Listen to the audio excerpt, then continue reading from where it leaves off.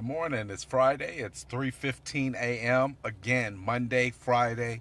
Best times to get the ego in check by making it get up a little bit earlier, move a little bit faster, be a little bit more efficient, a little bit more effective. Why?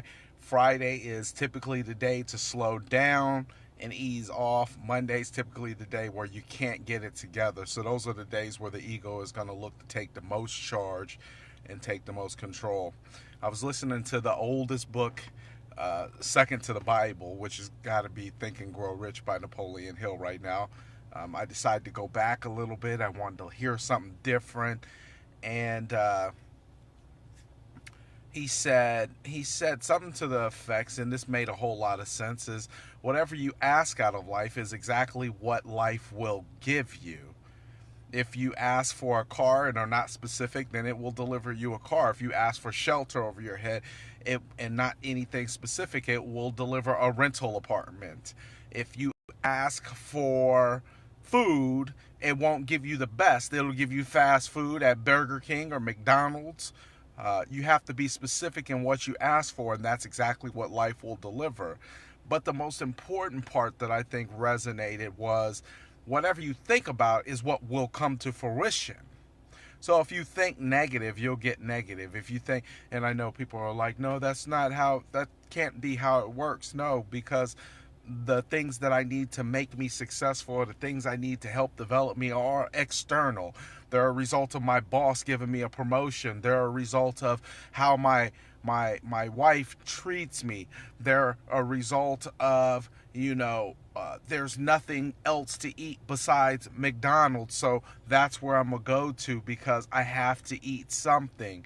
Everything about my happiness is external. I have no power. I have no control over that. I have no say so in how my life goes. It is dictated by other people and how they want to treat me. So whatever you get, whatever you ask for is what you will get. I go back and I look at my videos, and I've been doing this for over probably a year now. And I've changed. And I've noticed things around me change. And I've noticed evolutions of things change. And I know now more than ever that what I think and what I believe is exactly what I'll become. And I also know that the devil's a lie. The devil wants to limit you to what he thinks you can have, or what will keep you subservient to the will of. I don't believe that. I believe that you can have whatever you want. I believe that you can do whatever you want. But I believe there's going to be a fight every single step of the way until you start gaining some control at any point of your life. The fight is going to continuously be hard. Put it like this. I can give a simple example. If the ability to give in to almost anything is there, and the resistance to back away from almost anything is not there, then there's some things that need to be worked on. And I'll tell anybody this. I told my wife this last night. I was at QT. I had to use the restroom. I'm in there, and I'm using the restroom. Standing at the stall using the restroom. And this guy is talking. I swear, I think he's on his Bluetooth. I swear I think he's on his Bluetooth, because what I heard him say wasn't legible. Until I stood there for a minute and I said, man, this is a little weird. This guy is like behind me and he's talking to somebody. It was kind of pissing me off. Because it's a little weird. I don't want to do behind me, I'm using the restroom, guy. Move on. But finally I finished and I turned around and I looked at him and I said, are you talking to me? He said, yeah. Do you know how to make a couple 100,000? I said, do I know how to make a couple 100,000? He says, yeah. Do you know how to make a couple 100,000? I said, with a smile, I said, do you know how to make a couple 100,000? He says, I'm working on it. I said, good. Keep working on it. It'll pan out. I said, what are you doing to work on it? He says, well, I'm thinking about a couple different things. I said, well, what are you thinking about? He says, well, I don't know where to start at.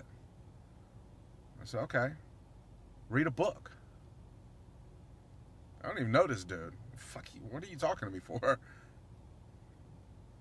But everything happens for a reason. So I'm going to engage the conversation. He says, okay. He says, well, I have a financial book at home that's been sitting there for a while and I haven't read it. I said, pick it up and read it. That's a step. He says, well, I don't know where to start in there. Start anywhere.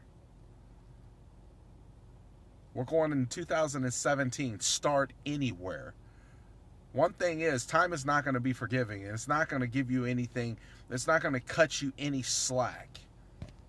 You want some slack in time? Give it to yourself. Stop being so focused on what the clock says and pay more attention to what you're thinking and how you're acting. 2017 will come and go just like 2016, and you have made no more further progress than you have 5, 6, 7 years ago. The time is now. The place in the book to start reading is any place. One habit will automatically quadruple and develop other habits. I'm learning from the best. I'm learning from the best. And one thing that I learned is that when you want to get to certain places of status ship, sometimes you got to ride on the shoulders of giants who's already done it. So sometimes you got to swallow your pride and listen to somebody when they're trying to tell you that they know how to get to where you want to go. What you ask of life is what life will deliver. And what you think is what will come to fruition. 2017, rock and roll, let's go. Peace out. I'm going to the gym earlier than ever on Friday. Peace. Oh, it's my last video for 2017. Blessed.